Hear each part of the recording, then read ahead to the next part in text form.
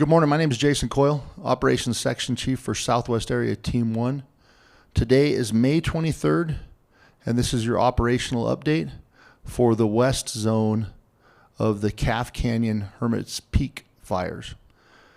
Last night's infrared mapped the fire at 311,165 acres.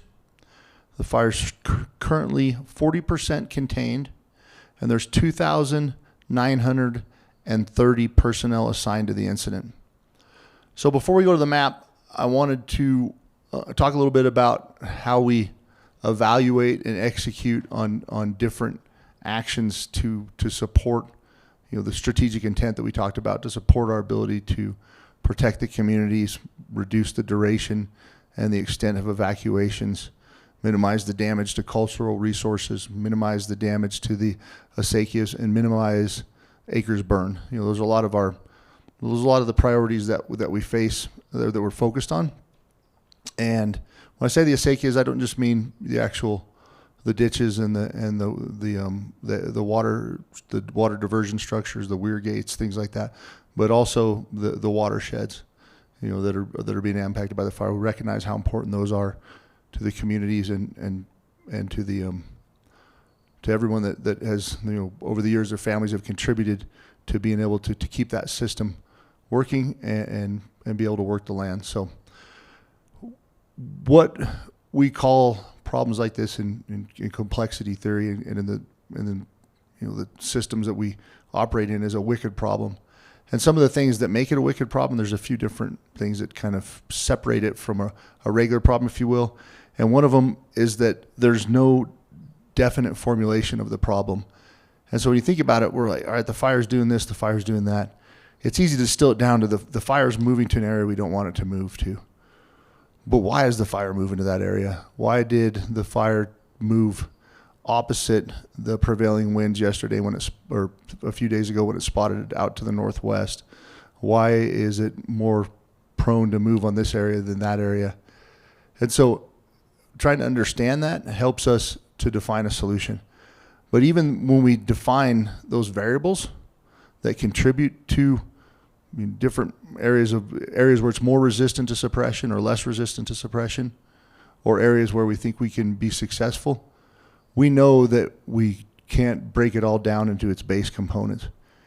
You can't make a recipe for fire behavior. If you could, the modeling and everything that we show you would be spot on, right? Because we'd be like baking a cake. Put everything together and it would come out relatively the same. Even a fancy watch. If you're good at putting together fancy watches, you can take them apart, put them together, and it all works out. We know that we can't reduce this to all of the different base components.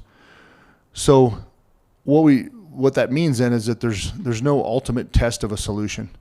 Sometimes, especially on social media, there'll be something that we did that was successful in one area, and the comments will be something like, hey, well, why don't you do X, Y, Z over there? Why isn't the air tanker drop?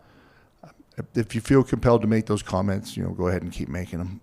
I can tell you that if it was easy just to replicate success in one area by picking up that crew, putting them over there and say, do the exact same thing you did on the east side, and you're going to be successful right here. Drop the water into the exact same part of the fire's edge as you did over there, and the fire is going to go out over here. I wish it was that simple, but it's not. And so the way that we deal with that is our approach to the problem, and we call it probe, sense, and respond. So we probe. When we probe, and I'll go to the map and we'll talk about some of the different ways that we did that. So up here, we're focusing on this Angostura area right now, and so the probing was, hey, we're gonna drop water on here and see if we can prevent this fire from moving further to the south and getting into new fuels. We're also going to have crews go in there and look at this. We're also going to run models on this and see what the fire behavior is going to look like over the next several days. We're also going to look forward to some of the weather transitions that maybe create advantage and disadvantage for us. And then we're just seeing how things react to different conditions, seeing how able we are to be effective with the resources that we bring to bear, like the crews that are in there working. And then we respond to that. And by responding to that, if something's not working, if we're dropping water in here and it's having no effect on the fire, if we put retardant in to create a line and then it burns over it, if hand line on this middle of this steep slope isn't effective to hold because the fire wants to go up above it, if hand line halfway down a steep slope isn't effective to hold the fire because the rolling material that's coming off there is so big that unless you had a backhoe, you couldn't dig a cup trench big enough to hold it. So that's the sensing part of it, is reacting to things in the environment. And that's where I push things way down. It's not my job, and it would be ill-advised for me to go, all you guys need to do is X, Y, Z. We work on the strategy. We work on conveying clear leader's intent from Carl, from the incident commander down, and then we allow decision space for the people in the field to execute on that. So what that means, and it happens, I think, most often from politicians, probably in my experience, as they say, what's going on in this part of the fire? What's going on here? And sometimes I'm vague. Sometimes I'm vague with you guys. And the reason that I'm vague is because I didn't tell them what to execute on. I didn't tell them that, hey, you guys need to go right to here and move to this point. I can be much more descriptive afterwards, but we leave decision space to those people out in the field because they're well trained and they're dealing with the environment. They're the ones at the coalface dealing with the problem, and we want to make sure that they have the ability to be as successful as possible, because when they're successful, we're successful. Everybody gets to go back home quicker, and we can put this monster behind us. So that's the response, and I guess the only other way that I could try to maybe help people appreciate that is the explore, exploit. So we explore options, we find ones that work, and then we exploit them, and we have to continue to do that. And matter of fact, over the next 4 months or 4 weeks, if there's still fire activity down here in the wilderness to the south, we're all going to have to continue to do that, because how that fire moves in the wilderness right now is probably not the same how it's going to move as we get closer to the end of June. And we know that. And so we're continuing to react, and we're concentrating our efforts where they have the maximum effect at protecting those values. And then we will focus those efforts at different places over time. So hopefully that made sense. With that being said, our primary line, our northern line here that goes up between basically from the west side of Black Lake all the way to the 518 road, the initial dozer line is in here. It's going to take several days to get the fuel treatment in around it to make it where that line is a good place to be able to hold the fire's edge. But that initial north-south line is in. Crews are beginning to work on getting this line put in down here, and working tying it all the way back into the top of the of Division Kilo there, south of the Luna Fire Scar, west of Chacon, and then near the Martinez Pond. This green around here, that was our alternate plan, which was to go direct. Yesterday they got that tied in. There's going to be 5 more hotshot crews in there today, working to make sure that whole fire's edge is secure. We're going to do another infrared flight with Firewatch 5-1 today, assuming that the conditions allow, to confirm that there's no more heat.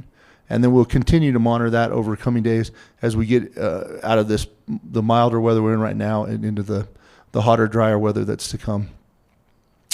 Going down south on the 121, everything in here, based on the infrared flight last night, is almost all the way filled in. I talked with the field operations this morning, and we believe that, assuming that the electric company thinks it's safe to do so, that the hazard to the line should be mitigated to the degree necessary. To the degree necessary to be able to turn that power back on. All right, so as we get my pointer, I put it in my pocket. I may as well use it. So as we get around and we look at this yellow line right here, there's a couple different options, and this option right here is it's believed to be a less suitable option. I could draw lines on the map wherever I want to. I could go up every one of these road systems and say, yeah, that's the box. But we want to make sure that we're concentrating our work where we can actually have an opportunity to be successful. So one of the areas that we're looking at right now is this one that goes down across the ridge through the Sardinas fire and then goes all the way back up here. And probably actually after the people that have been here a long time looked at it and told us what they had success with in the past. It was more like tying it in through the Amole fire. The reason that we would execute on this, even though we're having success down here to the south, is that the power line that I talked about before that feeds Penasco would be protected. All the cultural values around Pot Creek would be protected. And these watersheds that feed the different acequias would be protected. So why do we think it's still important to protect them? Well, because this isn't done yet, for one thing. Crews are in there right now. We have 5 hotshot crews in here working this whole edge from Angostura west to this drop point 450 right there. And then around here, around Thumb's Thumb on this side of the fire right here. And then we're also gonna insert some heli-tack or some repellers in somewhere in this area, pick up that fire's edge and start improving, cutting open heli spots further down here where there's no road access, to make sure that if God forbid there's an injury to a firefighter, we can get them out, and also so we can get gear into them. And then we're just going to keep working both these edges until this plan is successful, and until we know that there's no threat from this fire that's kind of skunking around down here in the wilderness. We're going to keep executing on these secondary lines. And you could, if you've seen the country up there, you could say, from North Truchas Peak all the way around to Jicarita Peak, this is a big bald ridge. There's 4 sections where timber kind of connects between there that could possibly get in there, and those would be pretty easy to, I shouldn't say easy, but they're easily identifiable, but it'd be a difficult problem to address if there ended up getting fire over in this area. So for that reason, we're going to continue to work to get the primary, secondary, and tertiary lines put in to protect the communities and to make sure that if the fire does come out of there, we're not caught on our heels. The structure groups are still working in Lana Largo to identify the structures, and then they'll continue to patrol that 121 corridor south of Chacon as over the coming days as that fire activity comes down to our line, which it's really close. It's almost there in a lot of areas. And then making sure that nothing comes across those lines. And then we'll continue to focus our efforts on that area south of the 518 with the intent of getting that edge secured, reducing or eliminating the threat to the 73 corridor to a level that the sheriff feels comfortable with allowing for repopulation. And then we'll keep looking south, coordinating with the south zone to make sure that we are able to effectively take care of any of those far away, future hazards that exist with that fire in the wilderness. With that, we'll end your operational report. Thank you.